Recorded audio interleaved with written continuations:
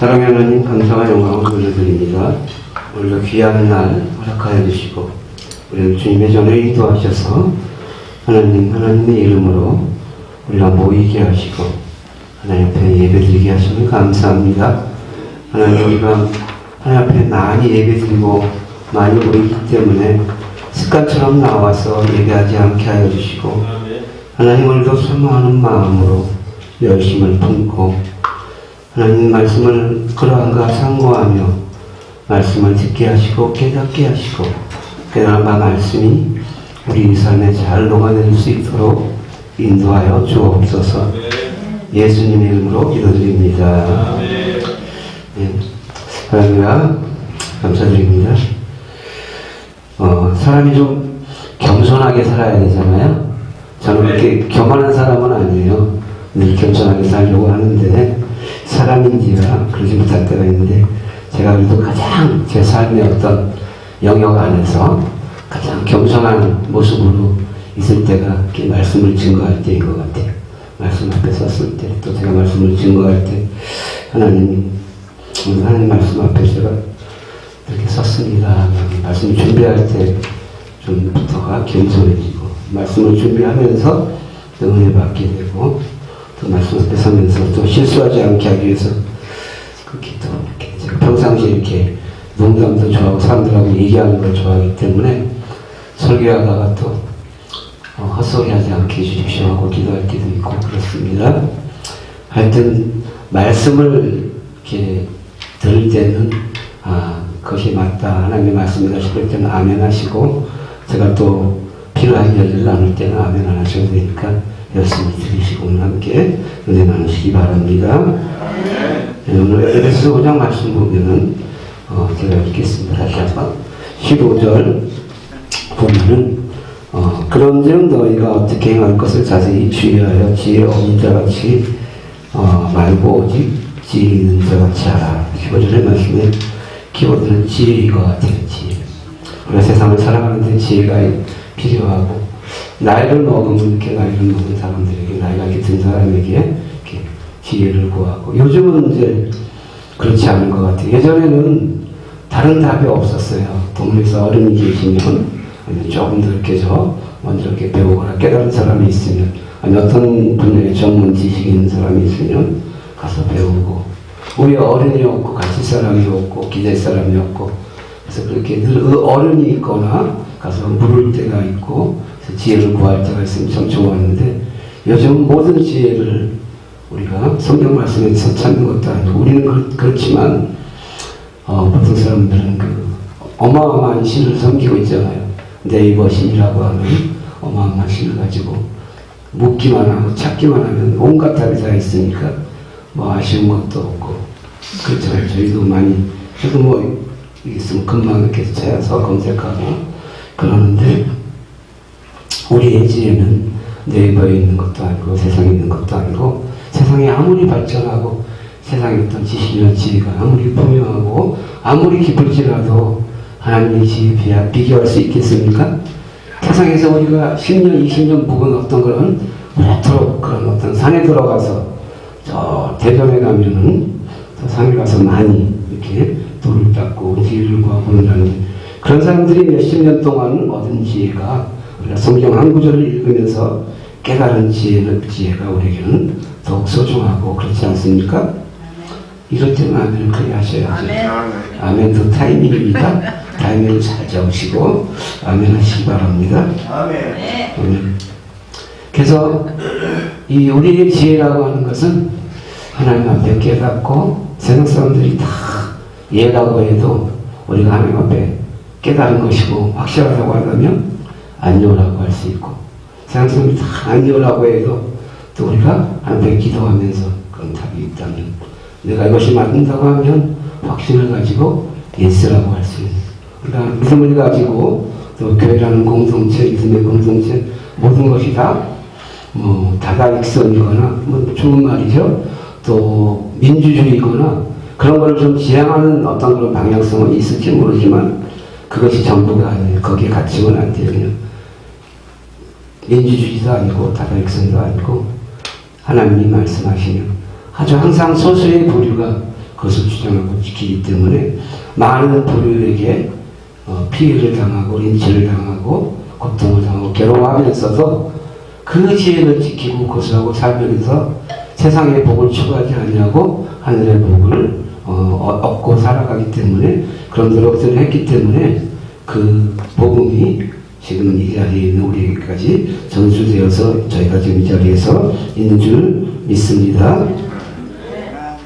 그래서 우리가 이 세상의 지혜로 살아가는 것이 하나님의 지혜로 살아가는 것이다 라고 또 16절의 말씀에 보면은 가장 중요한 키워드이죠. 세월을 아끼라.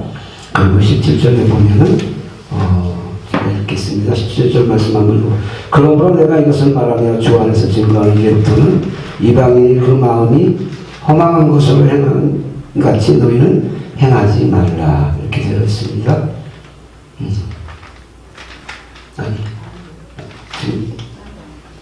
맞죠? 그 마음 허망한 것으로 행하지 너희는 행하지 말라 이렇게 되어 있습니다. 제가 잘못 읽었네요. 이상하다 해서 읽었어요. 자, 다시요. 그러므로 어리석은 자가 되지 말고 오직 주의 뜻이 무엇인가 이해하라. 주의 뜻을 살피고 어리석은 사람들은 세상에 많은 사람들이 이렇게 넓은 길로 가면서 이것이다 라고 하는 사람들을 막 쫓아가요. 아메리칸 드림을 쫓아서 많은 사람들이 이것이 좋다고 하니까 막 가. 우리 친구도 미국 가서 애 낳았어요. 그 친구가 애가 5입니다. 그리고 장가도 사실 거의 다 돼서 갔어요. 그리고 그의 직업은 중이었습니다. 중. 우리끼리 농담이니까 제 친구니까 이렇게 말해도 될 것 같아요. 중놈이 늦게 장가가지고 애를 5가지. 제 친구니까 놈이라고 하는 거예요. 모든 중들에게 그렇게 비하하는 것이 아니고. 그래서 근데 뭐 미국 가서 뭐 성공하려고 애를 낳은 건 아니고 우연히 그랬지만 예전에는 임신하면 막 미국 가서 애 낳고 뭐 그 힘위권 같은 거 하나 따려고 그렇게 그것이 뭐라고 그렇게 저기 합니다. 그리고 미국으로 이 아메리카 쪽으로 사람들이 정착해서 갈 때에도 황금을 남미 쪽에는 이 황금이 많이 난다라는 소문이 나가지고 황금을 쫓아서 그쪽으로 많은 사람들이 갔고 또 신앙의 자유를 찾아서 그렇게 배를 타고 찾아서 오직 그들이 미국으로 간 이유는 우리가 믿는 하나님을 내가 섬기는 하나님을 내가 믿는 주님을 더 잘 섬기기 위해서 그리고 마음껏 하나님을 예배하고 찬양하기 위해서 그들은 배를 타고 목숨을 걸고 긴 항해를 거쳐서 3분에 가까운 많은 생명들이 목숨을 잃어가면서 미국으로 정착했어요. 그들은 먼저 가서 병원도 짓고 학교도 짓고 많은 것을 지었지만 그들은 기도하면서 예배당을 가장 먼저 지었고 그들이 기도 가운데 세워진 그런 미국이 오늘날 이렇게 발전했어요. 돈을 찾아서 떠나간 난민은 가난하고 고생하고 그 많은 금광이 많다고 그 부유함을 쫓아서 갔던 자들은 그렇게 못 누리지만 미국은 정말 저도 미국을 좀 다녀왔지만 정말 넓어요. 건물을 위로 세울 필요가 없어요. 그냥 뉴욕이나 이런 데는 대도시니까 높이 이렇게 세워져 있지만 그 외에 다른 데를 가면 그리고 참 사람들이 여유로워. 오늘날 우리나라 사람들도 그렇지만 뭐 돈이 있어서 그런다기보다 신앙의 기초가 있고 미국이 뭐 국교가 기독교는 아니에요. 그냥 기독교의 거의 전반적인 영향을 받고 있지만 실은 종교의 자유가 있는 나라입니다. 근데 어쨌든 얼마나 여유로운지 몰라도 동네를 지나가면 인사를 해요. 너무 어색해서 웃으면서 인사를 해요. 영화에서 보던 외국인들 인사하는 거 이렇게 웃으면서 인사를 했지만 얼마나 여유로운지 거지들도 너무 여유로워요. 거지들이 공원에 이렇게 갔어요. 그 거지가 얼마나 이렇게 원활한 표정으로 우리나라 거지는 불쌍한 표정을 지어야지 막 이렇게 좀 이렇게 막 더럽게 묻혀있고 막 이렇게 요즘 거지 보기 힘들지만 그러잖아요. 그런데 거기는 거지들이 딱 지나가면 거지 지나가면 저희가 지나가면 거지가 딱 이렇게 위풍도 당당해. 거지 같지가 않아. 딱 웃으면서 헬로 막 이렇게 인사를 하고 그 인사하면 여기다 돈 넣으라고 이렇게 남는 건 말고 인사하는 거에 그렇게 그래서 그거 가지고 생활도 하고 뭐 이렇게 한다는데 그렇게 여유롭고 우리나라도 땅도 이렇게 넓어서 부동산 투기 같은 거 없었으면 좋겠다. 저는 그런 생각을 했었는데 하나님의 기도로 세상의 지혜를 쫓지 아니하고 하나님의 지혜를 쫓고 살 때 하나님이 넉넉히 이기게 하시고 부욕케 하여 주실 줄 믿습니다. 오늘 말씀 보면 16절이 제 키워드입니다. 오늘 말씀 주제 16절을 잠깐 읽겠습니다. 세월을 아끼라 때라 악하니라. 여러분, 세월을 아낀다는 말도 이 말씀 많이 들었지만 세월을 아낀다는 것도 시간을 또 선용하라 뭐 이렇게 해석할 수도 있고, 이 세월을 아낀다라고 하는 것은요, 많은 시간이 흘러가지만 많은 시간 중에 내가 정말로 유익하고 선용할 수 있는 그런 시간으로 이렇게 건져 올리는 것. 이 원뜻은 엑사고라저라고 하는 그런 헬라어인데 건져 올리다. 그래서 많은 시간이 누구에게나 있어요. 24시간이라는 것은 누구나에게 주어져 있는 그런 시간이에요. 크로노스의 시간, 누구에게나 주어져 있는 시간. 그 많은 시간들 속에서 내가 하나님을 만나기를 간구하고 갈망하고 소원하고 내가 하나님의 지혜를 얻기 위해서 내가 오늘부터 몸부림치고 애쓰고 하나님께 가까이 나가고자 하는 그런 시간들을 투자해서 하나님 앞에 기도하고 또 말씀을 읽고 또 계속해서 하나님 앞에 어떤 의문을 제시하고 그런 뜻을 구하고 그래서 살피면서 하나님, 나는 지혜를 구하지 아니하고 하나님의 지혜를 구합니다. 이 배터리가 다 되는 것 같은데 다른 마이크 주시겠어요? 그래서 하나님의 뜻을 구하면서 하나님의 뜻을 사모하면서 그렇게 살기를 원하면서 그 시간을 투자할 때 그 시간이 바로 세월을 아끼는 시간, 엑스라고라저의 시간, 많은 시간들 중에 나에게 주어지는 시간들 중에 하나님의 지혜를 구하고 하나님의 자녀로서의 삶을 살겠다고 구하며 살아가는 어떤 그런 시간입니다. 여러분, 사무엘상 10장에 보면은 왕들이 있어요. 왕에게 쭉 나오지만 시조의 왕은 한 명이잖아요. 어떤 왕조에서 사울이 이스라엘 왕조가 됐던 그 첫 번째 모습. 조선시대에서 이성계가 시조이고 또 고려의 왕건, 신라의 박헌까지 많은 왕들이 있어요. 신라에는 50여 명의 왕들이 있었고 고려에도 30여 명의 왕이 있었고 이시조선시대에도 20여 명의 왕들이 있잖아요. 태종제설, 문단세대 가지고 27명인가 이렇게 외워서 막 공부했던 것도 기억나는데 왕들은 많이 있지만 그 시조, 태조는 한 명이에요. 그건 되게 영광스러운, 왕들 중에서도 되게 영광스러운 어떤 그런 이름을 시조라고 하는 것은 바로 사무엘 시대, 사사 시대를 거치면서 이스라엘 백성들은 왕을 구했어요. 그래서 하나님께서 사무엘을 통해서 이스라엘 백성들에게 그 왕을 이제 주었어요. 그가 사울이에요. 제비를 뽑았잖아요. 성경에서. 그래서 쭉쭉쭉 뽑아 사울이 제비에 뽑혔는데 사울이 어디 있느냐고 찾아봤더니 사무엘상 10장 22절에 보면은 그가 어떤 짐들, 어떤 행구 사이에 숨어서 이렇게 나타나지 못하는, 어떻게 보면 소심하고 부정적으로 보면 그런 성격 같기도 하지만 또 그것보다는 되게 겸손한 사람이었어요. 사울은 사실 우리가 사울을 보면 좀 안타까운 그런 결말을 가지고 있지만 그래서 겸손한 사람이고 그가 나와서 섰더니 다른 사람이 이렇게 쭉 서 있는 그 사람들보다 어깨 위에 머리가 하나 더 있는 아주 체격도 당당하고 외모도 준수한 그런 어떤 그런 눈으로 보기에도 벌써 사람들이 믿고 따를 만한 왕으로 인정할 만한 그런 어떤 모습을 가지고 있었던 자인데 그렇게 겸손하게 시작했던 사울이 그 마지막을 보면 사무엘상 31장에 보면은 길보아 전투에서 그의 마지막은 얼마나 비참하고 쓸쓸하게 죽어갔습니까? 모두들 다 쫓겨서 브레셋 군들에게 쫓겨가지고 도망하면서 많은 이스라엘 군사들이 죽어가고 결국은 쫓아오던 그런 브레셋 군사에게 화를 났고 이제 더 이상은 가망이 없다라고 생각한 사울이 자기 옆에 수아에게 내 칼을 가지고 나를 찔러 죽이려고 저 할례받지 못한 저들이 손에 내가 죽임을 당하는 것은 수치스러운 일이다. 그래서 제발 명예롭게 죽을 수 있도록 해달라 이렇게 얘기한 것이죠. 근데 자기가 모시는 죽음을 신하가 찔러 죽일 수 있겠어요? 아무리 왕의 명령이라도 못하고 그냥 두려워서 못하고 있으니까 마지막 힘을 내서 사울이 그 수치스러운 모욕을 당하면서 죽고 싶지 않았기 때문에 자기가 겨우겨우 일어설 수 있는 힘을 손을 들어서 자기 칼로 자기 배를 찌를 수 있을 정도로 물론 칼이 기니까 그렇게 힘들었겠지만 그런 힘도 없을 정도로 활을 맞고 죽어가면서 자기가 그 칼을 세워놓고 거꾸로 엎드려서 꼬꾸라서 자기 가슴에 칼을 찔러서 이렇게 죽어가는. 그럼 사울만 죽지 않았잖아요.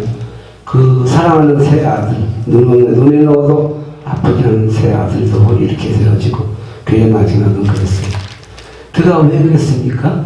처음은 그렇게 겸손하게 시작했던 왕이 오늘 말씀처럼 세월을 아끼라. 그 세월을 아끼지 못했어요. 왕이 되어서 교만해지기 시작했고 자기 마음대로 하기 시작했고 처음에는 그냥 내가 무슨 왕이 될 그런 감도 아닌데 왕을 세워줘서 겸손하게 그렇게 시작했지만 자기 말이면 다 되는 거야. 사울이 비록 그렇게 우리가 말씀에 있는 아무튼 사울을 얘기하면서 이렇게 객관적으로 얘기하니까 사울은 참 안타깝다 왜 그렇게 했을까라고 하지만 저와 여러분이 왕이 되었으면 또 어땠을까 생각해보면 누구도 호언장담할 수 없어요. 아니 집에서도 저는 왕노릇하고 큰소리 치는데 고작 우리 식구 5명 지금 이제 왕권이 이제 우리 와이프에게 많이 넘어가고 있지만 지금 저는 좀 몰락한 그런 마지막 왕이지만 어쨌든 그 집에서 몇 명 안 되는 그런 식구들에게도 대접받으려고 그러고 한번 시키고 말 한마디면 갖고 오고 안 하면 큰 소리로 막 왕처럼 명령하고 그러는데 왕이 되어가지고 온 천하가 자기의 것이에요. 말만 하면 다 돼. 그러니 그게 교만하지 않게 되겠어요? 그러니까 교만하지 않으려면 날마다 깨어서 하나님 앞에 무릎 꿇고 그 세월을 아끼면서 내가 내 마음대로 사는 이 육신의 삶에 하나님 앞에 나가서 세월을 아끼고 그 시간을 건져내는 시간, 기도의 시간으로 세상의 지혜를 구하지 않냐고 하나님의 지혜를 구하는 시간으로 엑사고라조의 시간으로 그렇게 삼아서 깨어 있었더라면 사울은 그런 비참한 삶을 마감하지 않고 마지막까지 참 존경받는 인물로 또 역사에 기록되어 수 있고 성경 말씀에 기록되어질 수 있을 거라고 생각을 합니다. 또 마태복음 26장에 보면 주님께서 마지막 사명을 감당하시기 위해서 이제 겟세마네 기도를 하시잖아요. 제자들에게 너희는 여기 있으라고. 나는 제자가 12명이 있지만 그 중에서도 중심의 제자들은 3명을 데리고 가서 그리고 기도하러 가면서 주님께서 너희는 여기에 머물러 있으라고 깨어 있으라 했어요. 그리고 조금 더 들어가서 기도하셨어요. 또 다른 성경에 보면 얼마든지 떨어져서 기도했냐면 돌을 던져가지고 이렇게 들리지 않을 정도로 이렇게 그 정도의 거리로 젊은 사람들이었으니까 꽤 멀리 돌을 던졌을 거 아니에요. 그래서 주님께서는 그만큼 저 멀리 가서 그 지도자의 외로움이고 지도자는 더 남들보다 더 나가서 하나님 앞에 나가서 엑사고라의 시간을 가져야 되는 걸로 주님께서는 그렇게 우리에게 본을 보여주셨어요. 그리고 제자들에게 깨어 있으라고. 너희가 한시도 깨어 있을 수 없었다.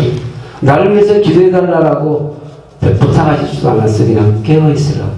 앞으로 다가올 자신의 어떤 순환 죽음 그 뒤에 닥칠 후폭풍들을 감당해야 되는 그런 제자들의 어떤 그런 앞날을 주님께서는 예견하시면서 너희가 깨어서 기도하고 대비하기를 바라면서 깨어 있으라 얘기하셨죠.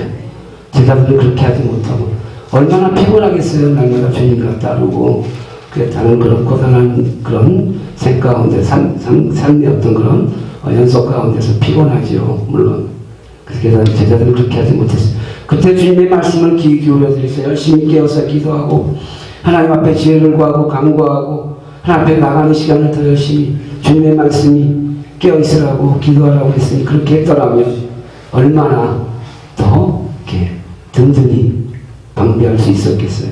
근데 그러지 못했어요. 그냥 함께하면서 마음으로 진심이었겠죠. 나는 주님을 배반하지 않겠습니다라고 했던 베드로. 주님이 깨어있지 못하겠느냐라고 기도했을 때 그러지 못했던 베드로. 바로 27장 말씀에 보면 이제 주님이 고난받으시고 걱정되어서 베드로가 쫓아가고 그 법정 뜰에 서서 이렇게 있을 때 베드로를 알아본 사람들이 너는 그들과 한패가 아니냐, 그의 제자가 아니냐고 했을 때 베드로는 뭐라고 했습니까? 아니라고 부인했어요. 또 조금 있다가 이야기할 때 뭐랬어요? 맹세하면서 또 아니라 했어요. 여러분, 이스라엘 사람들의 모든 맹세는 하나님의 이름으로 걸고 하는 거예요. 베드로는 하나님의 이름을 걸고 나는 저 사람을 모른다라고 부인했어요. 그것이 바로 수제자 베드로의 모습이에요. 인간의 모습이라고요. 인간이 하나님 앞에 나가서 깨어서 기도하지 않고 내가 맞다라고 생각하는 어떤 그런 정의로운 공명감, 어떤 옳은 길을 가려고 한다면 절대로 성공할 수 없고 지킬 수 없어요. 하나님 앞에 겸손히 엎드리고 보복할 때만이 승리할 수 있고 감당할 수 있는 거라. 그래서 베드로는 세 번째마저도 자기를 알아봤을 때 이제는 맹세가 아니라 어떻게 합니까? 저주하면서 주님을 저주했어요. 자기는 목숨을 버려서 주님을 지키겠다고 얘기했던 베드로는 부인하고 맹세하고 저주하면서. 왜 그랬습니까? 주님이 말씀이 너희가 깨어있으라고 했을 때 깨어서 하나님 앞에 시간을 아끼고 세월을 아끼고 그 시간을 건져 올리는 그런 기도의 시간을 가지고 하나님의 뜻을 구하고 성령께 의지하고 나가고 힘을 굳더라면 그러지 않았을 때. 그러나 베드로의 삶이 그대로 끝났느냐? 역전의 또 삶이 있잖아요. 그 뒤를 보면 그들이 성령 충만함을 받고 변화되어서 베드로는 요한복음 3장에 보면 많은 어떤 그런 일들이 있지만 그가 성전 민문에 올라갔어요. 왜 올라갔습니까? 왜 올라갔어요? 기도하러. 근데 변화됐어요. 하루에 3번씩 기도하러 하나님 앞에 내가 이 세상에 살지만 이제 하나님 앞에 세월을 아끼고 하나님의 뜻을 구하고 내가 그 하나님의 시간으로 건져 올리기 위해서 하나님의 뜻을 구하는 그 시간을 오늘도 건져 올리기 위해서 그렇게 성전으로 갈 때 눈에 보이는 그런 사람이 있었어요. 하반신 마비된 그런 안진뱅이라는 표현이 맞는지 모르겠지만 지금 어쨌든 그런 장애인이 앉아서 40년, 그 나이가 한 40대 중반쯤 되었다라고 추정하더라고요. 그 40년의 세월을 앉아가지고 누가 혼자 거기 오지도 못해요. 누가 이렇게 들었다가 갖다 놓으면 하루를 구걸하고 갖고 오면 그럼 그들이 또 길을 뛰어가겠죠.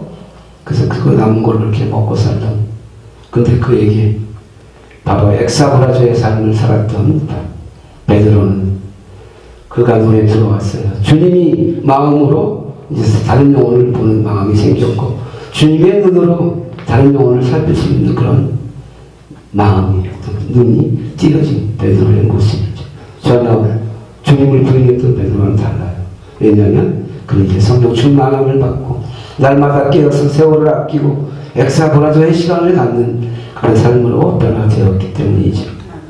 그는 그를 통해서 기도해주고 그는 돈을 요구했지만 더 귀한 것으로 그가 하나님 앞에 건강한 모습을 회복되어서 하나님을 찬양했던 그런 사건을 바로 사울과 베드로의 모습을 통해서 아무리 모든 것을 다 가졌어도 하나님 앞에 깨어서 그것을 지키지 못하면 세월을 아끼지 못하고 하나님의 시간으로 지키지 못하면 사람들과 함께하는 시간, 내 마음대로의 시간을 흘려버렸다면 왕이라도 그것을 지키지 못하는 그런 것들이 바로 인간사의 모습이고 비록 가장 약한 모습으로 나락하고 떨어졌을지라도 다시 하나님의 뜻을 붙잡고 하나님 앞에 깨어서 하나님의 지혜를 구하고 하나님 앞에 시간을 건져 올리고자 삶을 살았던 베드로. 다시 한번 그가 일어나서 그가 회복되었을 때는 바로 하나님의 능력을, 주님의 능력을 덧입어서 놀라운 그런 일들을, 이적을, 기적을 일으키는 그런 사람으로 변화되었습니다.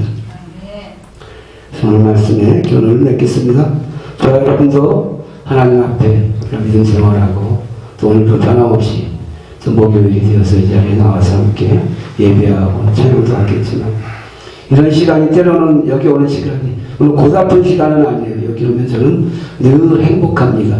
세상 어디 곳에 있는 것보다 와서 함께 순수한 마음으로 같이 이렇게 함께 보내고 찬양하고 남대로. 그렇지만 어떤 시간들이 맞물려 있거나 제 몸이 좀 피곤하거나 또 이렇게 막 이렇게 추스려서 올라가 그럴 때 보면은 여의치 않을 때는 막 이렇게 오는 과정이 또 힘들 때도 있어요. 그럼에도 불구하고 우리가 그런 것들을 누르고 하나님 앞에 나올 때는 더 즐거워하고 또 우리가 나가는 섬기는 교회는 따로 있지만 저희 해오름 선교회에 이렇게 저희 목사님이나 여러분을 만난 것을 참 감사하고 있어요. 그래서 하나님께서 함께 우리가 신앙 공동체를 이렇게 불러주신 함께 또 한 사명 비전을 향해서 나가게 하여 주신 것들을 감사하면서 이곳에 와서 이렇게 함께 보내는 시간을 그냥 습관처럼 이렇게 흘려보내는 것보다는 정말 하나님 앞에 애쓰고 또 함께 그 뜻을 구하고 또 함께 기도하면서 정말 이 시간을 하나님 앞에 아름답게 하나님의 죄를 구하는 엑사브라조의 시간이 될 수 있도록 함께 와서 기도하고 예배하고 힘쓰면서 우리가 더욱 발전시키고 하나님의 뜻을 구하고 협력하며 선을 이루어가는 우리 어려운 성교회가 될 수 있기를 소망합니다. 저와 여러분의 남은 생에도 늘 세상의 지혜보다 하나님의 지혜를 구하고 세월을 아끼고 늘 하나님의 시간을 하나님의 뜻을 구하고 그 시간을 끌어올리고 남는 여러분의 삶이 되어서 남은 인생 하나님 앞에 복된 삶으로 살아갈 수 있기를 주님의 이름으로 축복드립니다. 아멘. 오늘 또 말씀을 가지고 함께 짧은 시간 나누었습니다. 하나님 이 말씀 가운데 우리가 하나님의 뜻을 구하고 우리에게 주어진 세월 가운데 하나님의 시간을 찾고 구하고 세상의 지혜가 아닌 하나님의 지혜를 깨닫기 위해서 애쓰는 우리의 삶들이 우리의 시간들이 하나님 날마다 우리 삶 가운데 있게 하여 주옵소서. 너무나 익숙하기 때문에 습관을 쫓아서 행하지 않게 하여 주시고 하나님 늘스럽게 말씀하신 하나님 앞에 우리가 듣기를 사모하는 마음으로 깨닫는 마음을 허락하여 주시고 날마다 하나님 앞에 엑사브라조의 삶을 살아갈 수 있는 우리의 삶이 될 수 있도록 인도하여 주옵소서. 예수님의 이름으로 기도드립니다. 아멘.